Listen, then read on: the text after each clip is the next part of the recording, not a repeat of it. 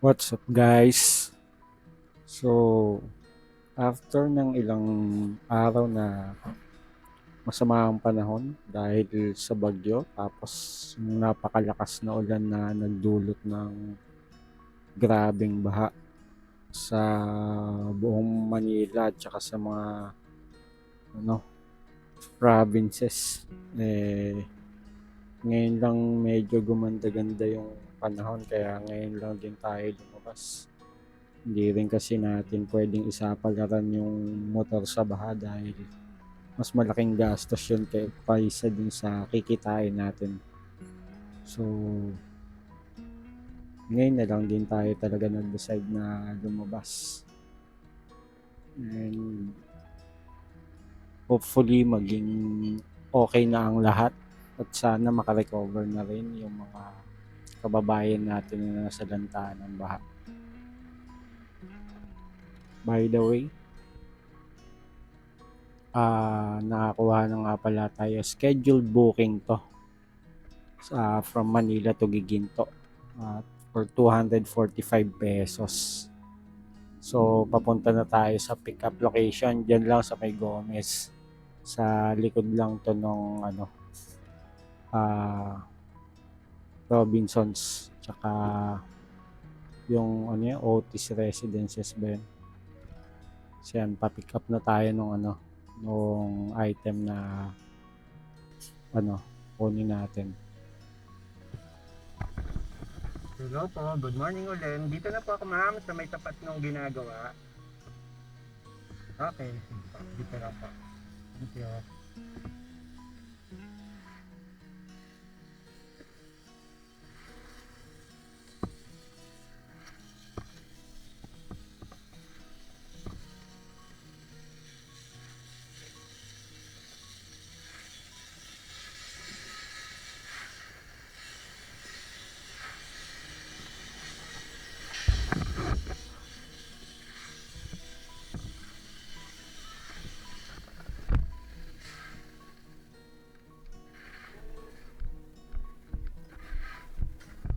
Oh, kasyan. Opo, kasyan. Mabigat. Thank you.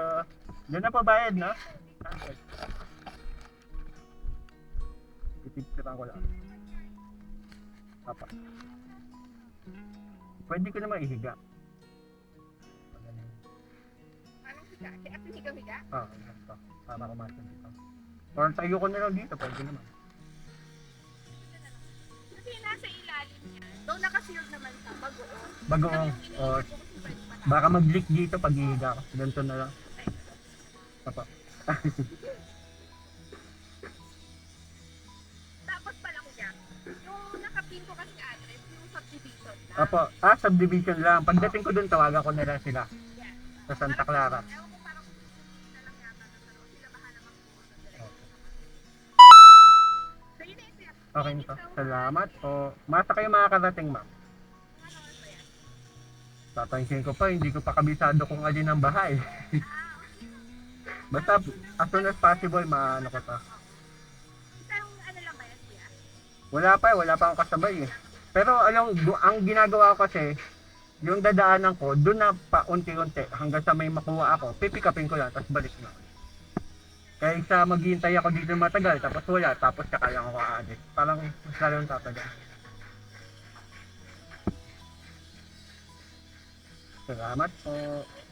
Umasa ka makakarating, ma'am.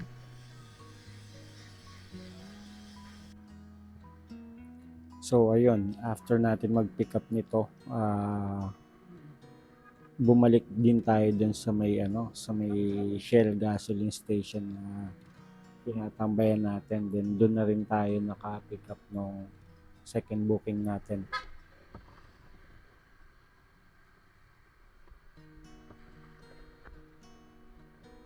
Bale, on the way na tayo to pick up our second booking dito sa may Cervera sa may Makati. Ang dalas kong makuha ng ng parcel. Dito ako nagpipick up palagi. So, ang booking natin is from Makati to Giginto for 279 pesos. Ano na siya? Paid by credit na siya. Kaya diretso na sa wallet natin.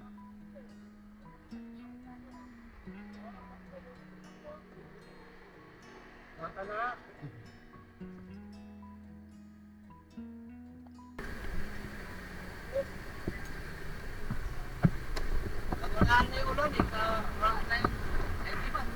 Ngayon lang din ako lumabas eh.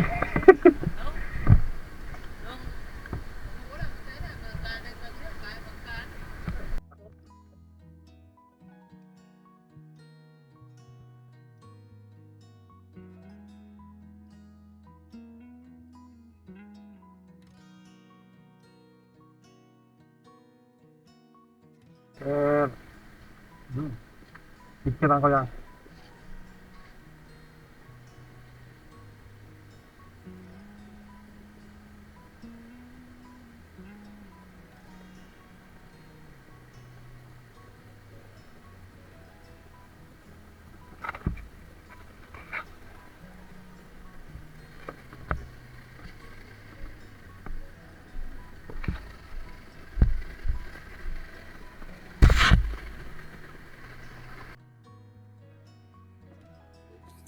So, ayan. On the way na tayo papuntang Giginto para makapag-drop off na ng mga parcel natin.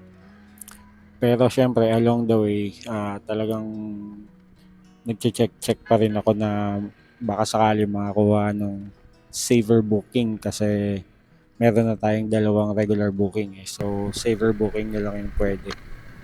Kaya lang wala talaga. Ay kayo sir. Yan po.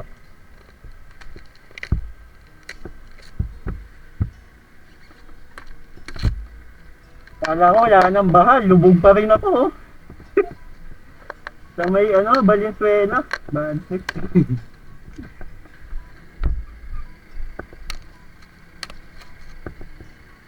Sir, tawak na lang. Baka maulog.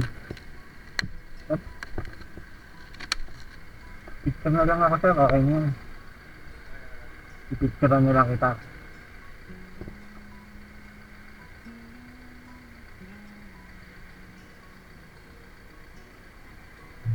Ah. Thank you. Pakita ko lang sa sir yung booking. Ayun o.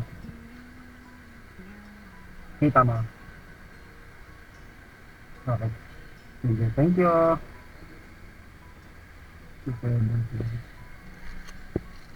Inuna nga pala natin i-drop itong sa RIS na sa may Giginto, sa may bandang lang to, ilang-ilang papunta ng Tabang, kasi siya yung mas malapit na Sir, bungad na madadaan.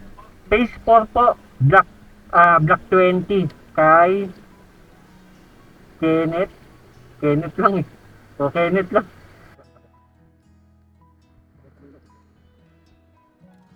Eto, on the way na tayo to drop our second booking dito sa may malapit na to sa Plaridel, pero Giginto pa rin.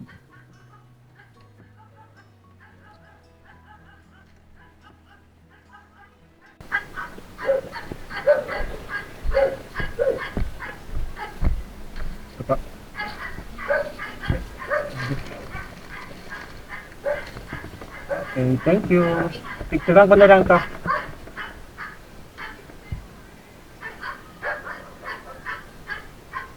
Salamat po. So paglabas natin ng subdivision, sa may bandang LTO Giginto pa tayo nakakuha ng natin, ng booking na pabalik ng Manila.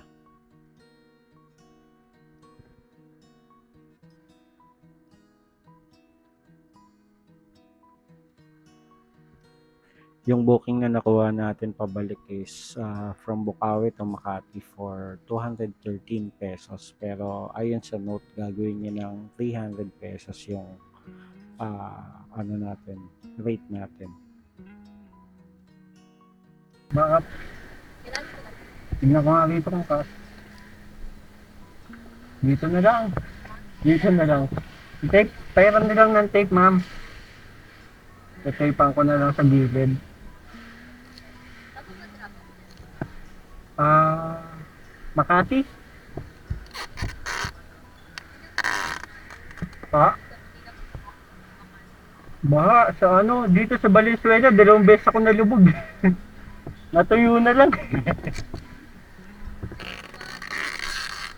Akala ko nga hindi na baha, ma'am. Oops, wait lang.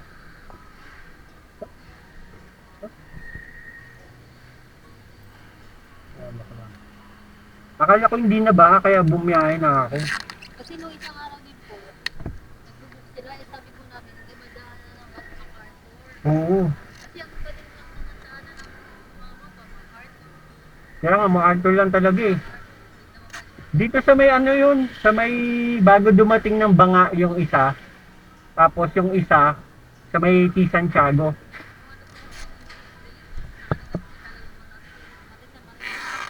Oh, so yung sa T. Santiago mataas, kaya ginawa ko umikot pa ako, kaya lang wala na, nabasa na yung paa ko. Nabasa na yung... Okay. Salamat po, ma'am. Okay na po yun. Okay na yan. Thank you.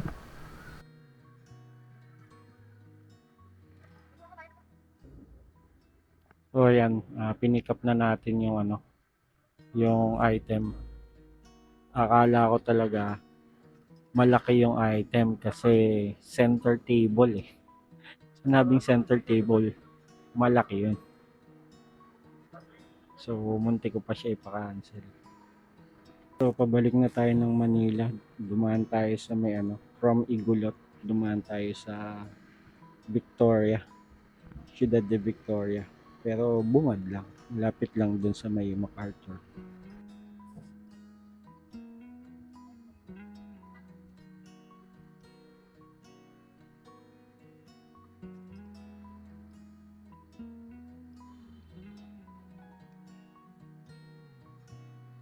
Buti na lang nang napapunta tayo ng Makati eh hindi siya masyadong ano, hindi siya heavy traffic, so chill ride lang nga yung ano natin dito, gawin natin dito sa Makati.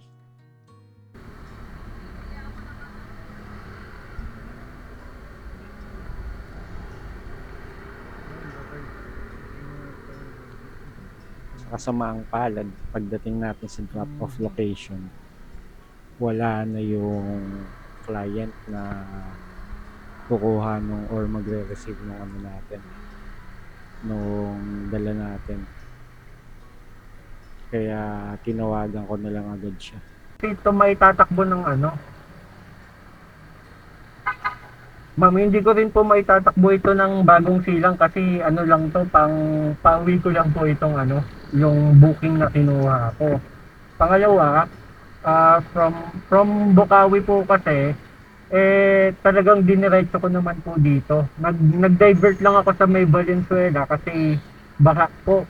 Kaya humanap pa ako ng daanan, makapunta lang ng ano, ng proper Valenzuela sa MacArthur. Pero wala naman po akong sinabay, as in talagang diretso lang ito.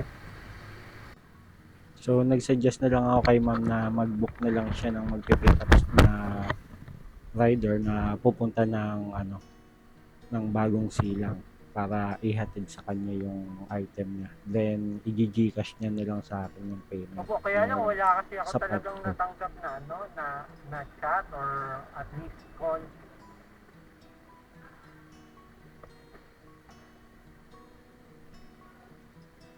Wala siyang sinasabi. Nung una, tinawagan ko siya, papakancel ko sana.